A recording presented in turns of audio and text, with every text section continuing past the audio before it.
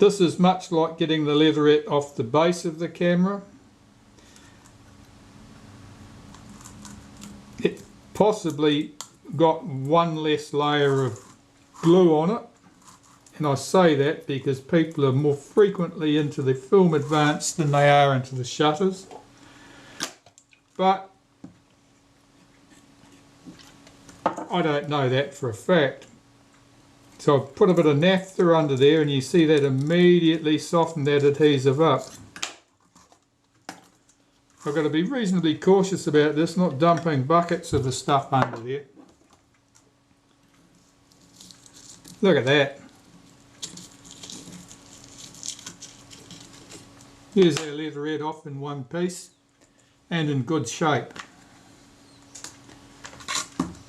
I've got to do the same on this side. This side's a bit trickier because we've got our flash boss there. Now with leatherettes pretty much always shrink slightly with age. That means it'll be tight around that boss, and there's virtually no leatherette between the boss there and the body.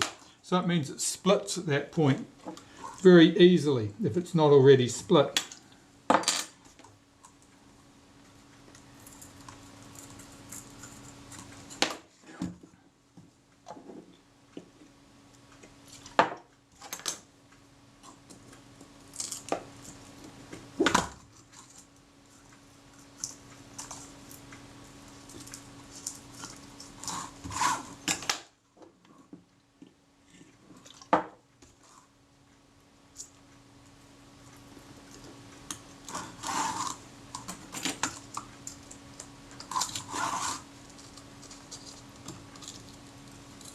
Yeah, we got it off there okay.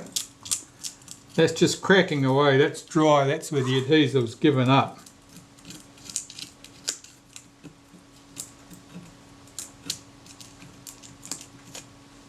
Okay, so we got that leatherette off too, and that adhesive is just coming away in crumbly rubbish. So the front of the camera, it's taking this apart. I usually remove the front rings first. We've got 3 screws. These ones have been hit with a touch of lacquer. Now, unusually, normally you'd put a touch of red lacquer over that screw, and it's a handy thing to do if you've managed to damage one of the screws. You make it the top one and you cover it with lacquer, and then it's got no damage, no visible damage. And usually someone's put the same red lacquer in the other 2 screw holes, which is not helpful because that does not help you line your lens up for refitting. In fact, it might encourage you to put the lens on, or attempt to put the lens on in the wrong place. So we'll get this off. I'll put a drop of acetone on those screw heads because they're almost, I can hardly see the slot.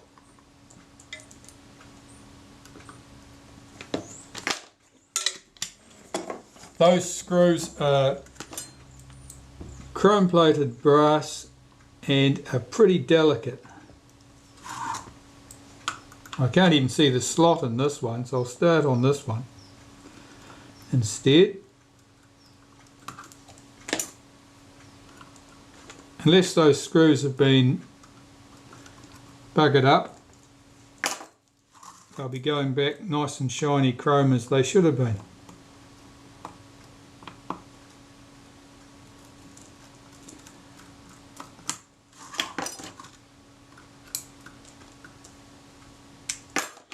Okay, so the front control rings. Lift these off as a set.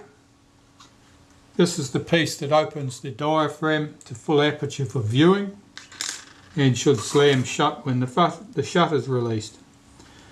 The other rings here, this all looks fairly straightforward to me. Nothing looks particularly bad, and we happen to know that this worked fairly well. It was moving fairly smoothly. So that part's good. Here's the camera body. Now in this case, this shaft is extended and that locks into a hole in that front mount. It's not always extended. I'll remove that remove this pinion. This has got a long shaft, couples right through to the meter drum. Now 4 screws hold the front on the camera.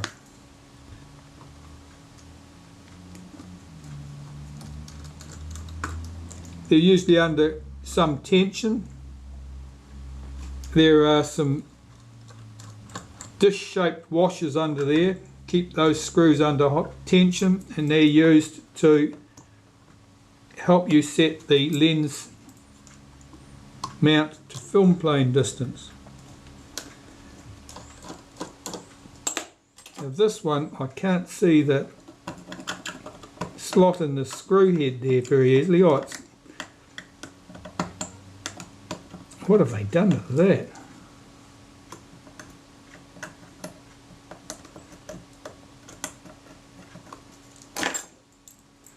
It's hard to tell that you're even in the right place there. That's adhesive and probably corrosion. Mixture of both. Has that screw head pretty much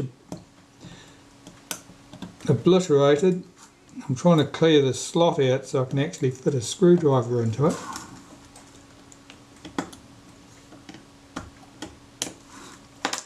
Okay, we'll give that a go. Let's put a drop of naphtha on there for good measure.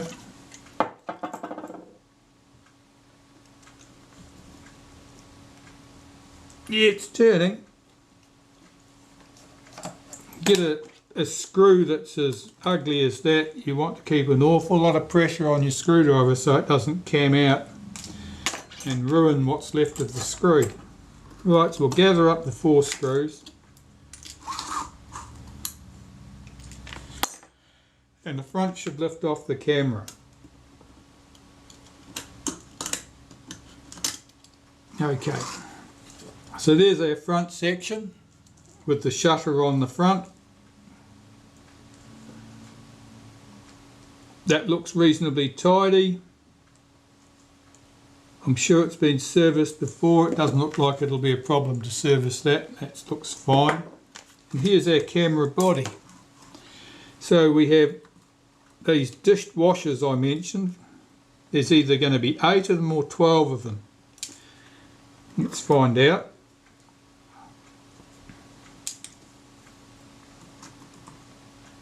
Oh, okay. Now there are 3 in each position, it's just that 2 of them are stuck to the back here.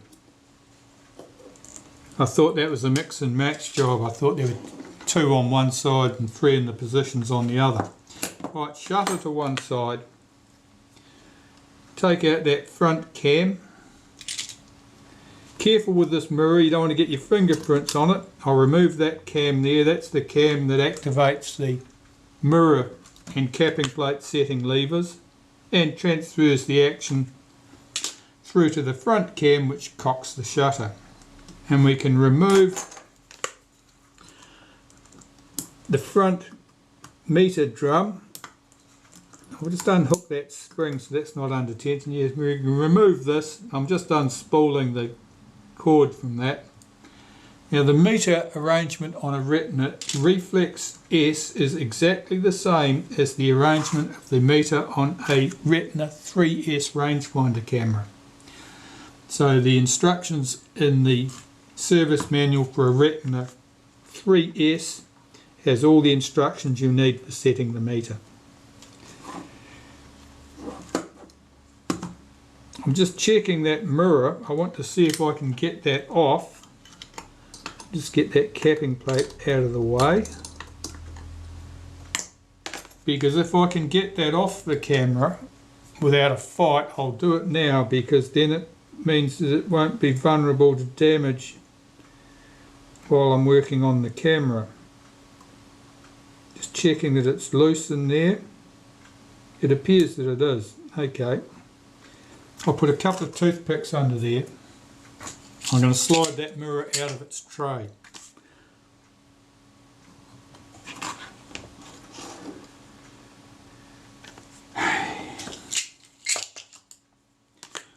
The mirror is surface silvered, so any touch on it will leave a mark that you cannot remove.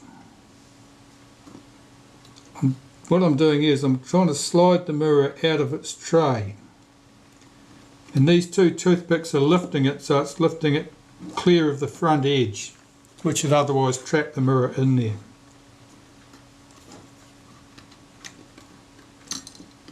Once I've got it that far, that's good. Now I can just grab it by the edges and slide it out of the tray. Now this, I will carefully wrap that in tissue paper and put that to one side. I don't want to touch that. If it was dirty with oil or grease, you may be able to clean that in an ultrasonic cleaner. Give it a very, very brief cleaning, seconds. Certainly less than a couple of minutes. If there was a fresh mark on there, say you'd managed to smudge it with a greasy fingerprint while you were trying to get it out, I found that you can generally hose that off using CRC Lectraclean. Will hose that away, and you blow it off and you'll have removed 99% of the mark you've just put on there. But otherwise, just leave that mirror alone. Touching that mirror can only bring you grief. Right, so that's my camera body pretty much stripped down. I've got lumps on the leatherette on the back here. I'll have to decide whether I want to remove the leatherette from the back in order to deal with that. Typically that decision is made by deciding whether the leatherettes are loose. If they lift up easily at the back here like this, it may be a goer.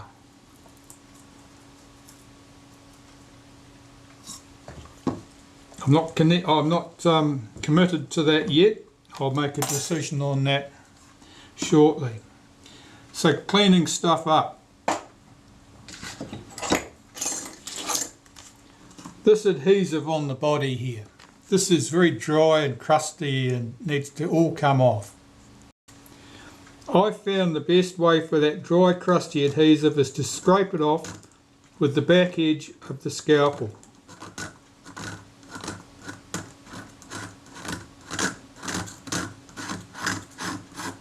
And because this is generating all this filth, it's good to have the mirror out of the body when you're doing this.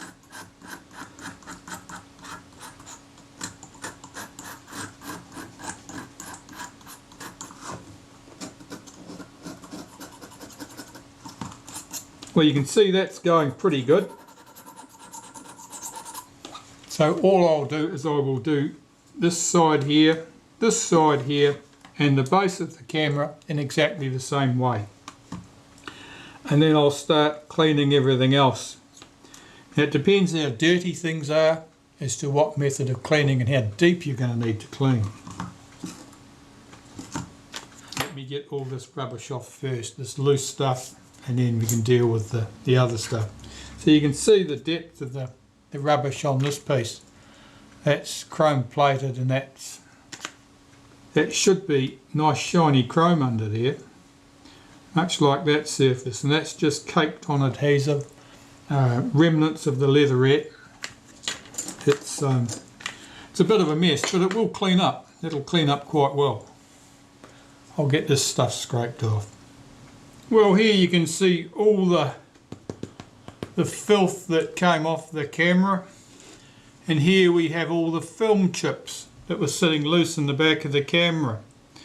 Now, there's probably a dozen or 15 of them there. Any of those could have stopped that camera dead in its tracks and caused it to cease functioning. So these little tiny film chips, they might look pretty benign, but they can cripple a camera. They're quite stiff, they're very thin, they'll find their way in through nooks and crannies, and they'll block something from moving and cause the whole camera to lock up and become useless. So if you've got film chips loose in the back of your camera, take pains to get rid of them. Could save you a lot of trouble. Well, I've decided to actually strip the leatherette off the back of this camera. I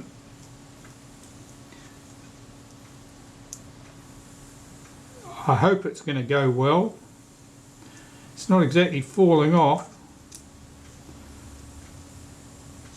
but I've got round the corner, I've got round that sharp bit of the edge of the back there. Once you're on the flat part, things tend to go much easier. But I am concerned that it might be quite well stuck in patches. And if you're not watching, if it's stuck really hard in one spot and the rest of the leatherette's wanting to flick away, you can end up with it cracking. Well, a small crack's not a big problem, you can live with that. When you glue it back down, often small cracks will disappear entirely. I'll just put a bit of naphtha down there. I don't know whether that's going to help or not here. This leatherette will never have been off. This will be, it's softened that adhesive up. But this leatherette on the back, there's no reason to think that this has ever been off the camera. It's not something that you would normally need to do. I'm only doing it not to access anything other than to get the leatherette off so I can get rid of the corrosion that's underneath it, the ice bumps.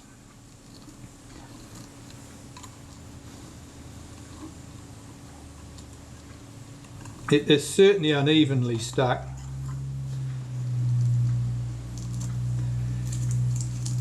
Some of that's cracking away. That tells me that the corrosion under there has caused the adhesive to fail to break away from the body, from the back. Oh, that's cracked there. Let's see if I can get around that patch. Okay. It's cracked at this point. I might need to come in from the other end.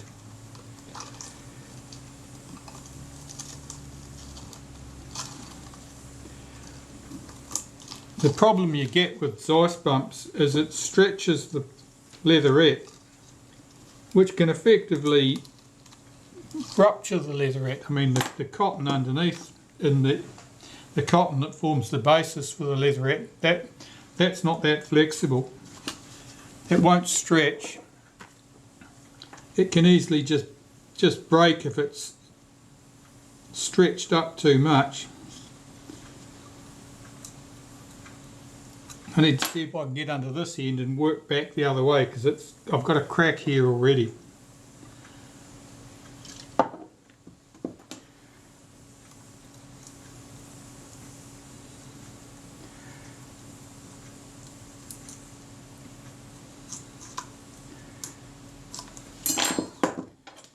You can see why I like to have the mirror out of the body,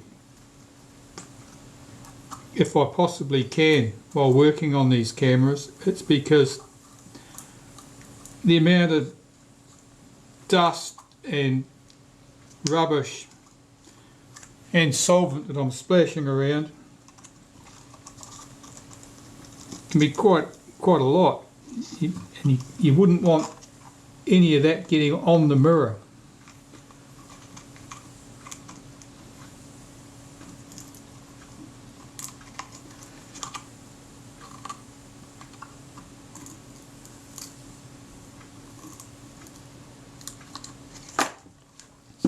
Alright, it's coming away quite well.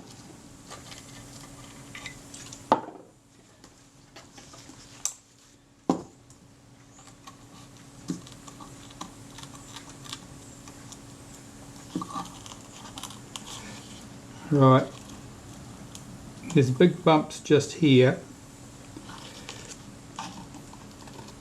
Yeah, that leatherette's cracked there, and it was cracked there too. They're both in much the same position. See if I can come across this direction. Yeah, it's stuck really well there, and there's lumps of corrosion underneath it, which has changed the shape of it. It means that it won't peel up neatly at that point.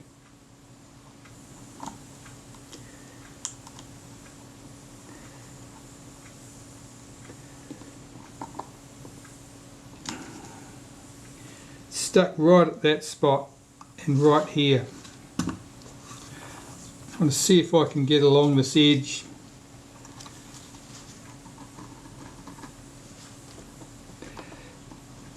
Yeah, that's just really hard there. It's almost like it was stuck with something else.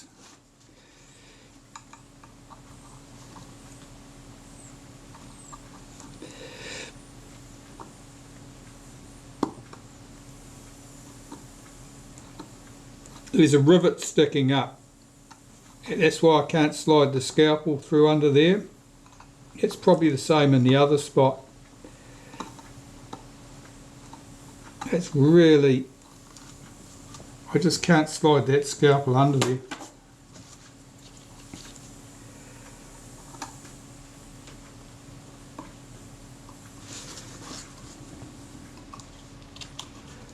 There and there.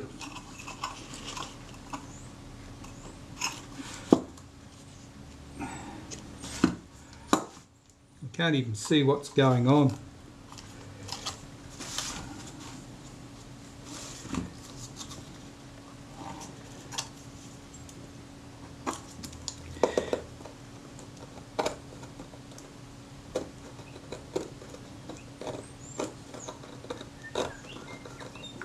I'm really digging the scalpel in there, cutting into the aluminium. Yeah, even there, it wouldn't come away. I've got a little hole here. I'll be able to deal with that later. But that stuff there, it was right there.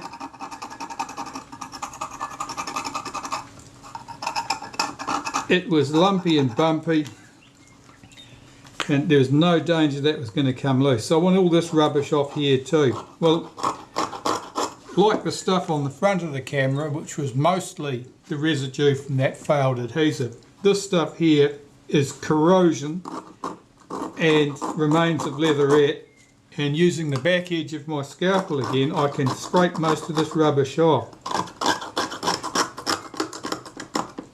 It's quite thick. There was plenty of adhesive used when they stuck those leatherettes down, and most of that is still stuck on there,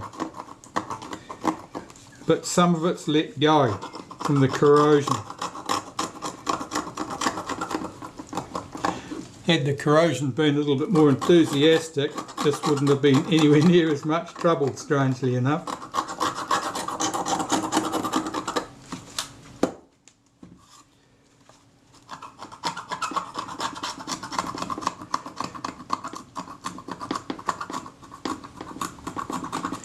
Got to be cautious doing this. I don't want to cut this black paint off the edge of the door.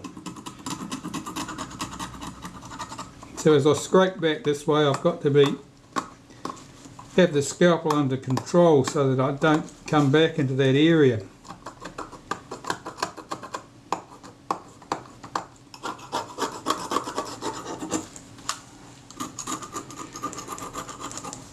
Alright, I'll just work away at this, get this filth off here, and then I can start cleaning this down with some solvent. Now fortunately, using a blower shifted a lot of that loose dusty rubbish that just came away quite easily.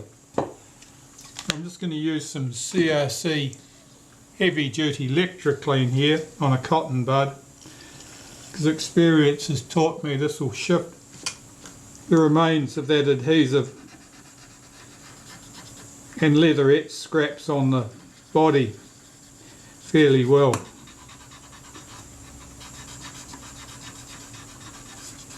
Even though I've got this scraped down, I'm just sort of tidying up here really, just making sure that I've got that as good as I possibly can. Of course it allows me to see the little patches that I've missed and get them scraped off.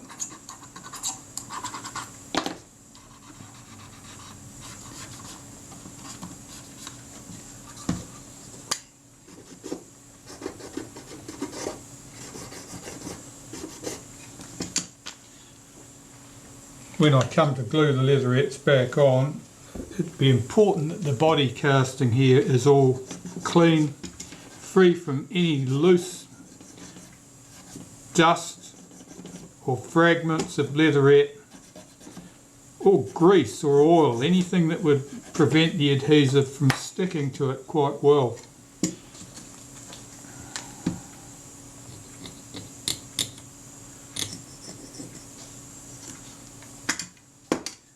So that's cleaning up well, that's good.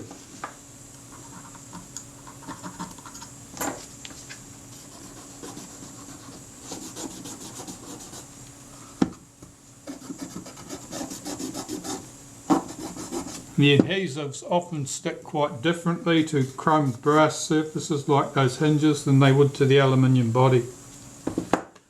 In the back of the camera here, that's pressed aluminium, and that the adhesive can act quite differently on that than it does on the casting. Something to do with the interaction of the adhesive and the chemical properties of the metal, presumably.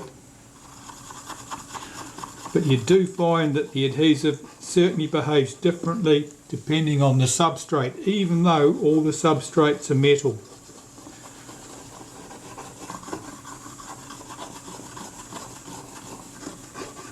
You can see that adhesive sort of dissolving away there. This CRC Lectraclean stuff, you don't want this getting on your leatherettes. It'll eat leatherettes. But here, of course, I've got all the leatherettes off the body, so there's no great risk from that. And the fact that it'll eat leatherettes is a bonus, because it means that it'll remove the scraps of leatherette that are stuck on the body for me.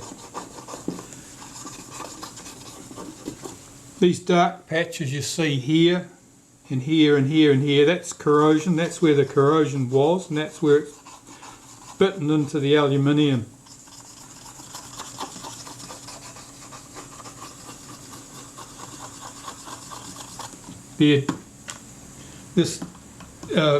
Something about the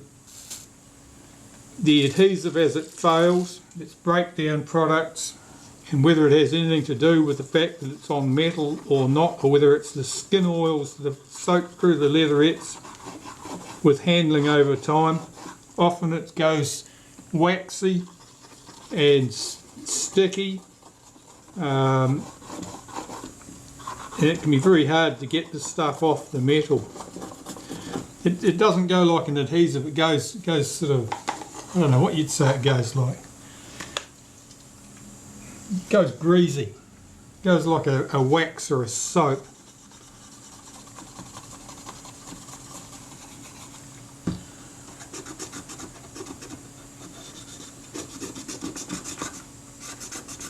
Of course, these adhesives have been on here 60 years, so I suppose it's hardly surprising that they're tending to fail a bit.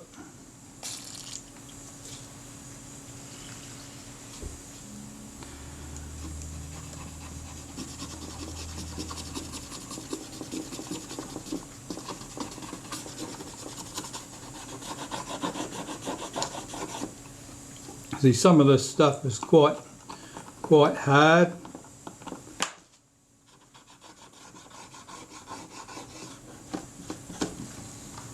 And they were mean with the paint. You can see that they masked this off and they only painted the very edges.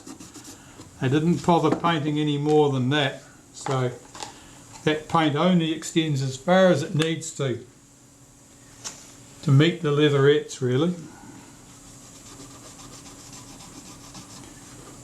Right, well, I'll get this outside of the body cleaned in this fashion to get all this rubbish off here.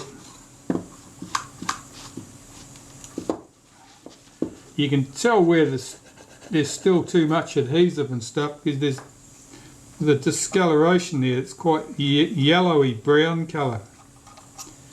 That's over a patch of corrosion too.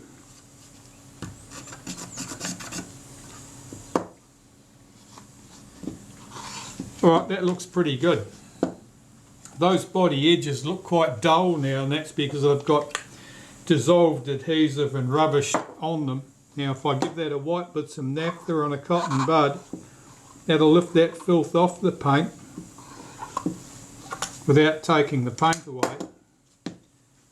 and those painted edges will look good again.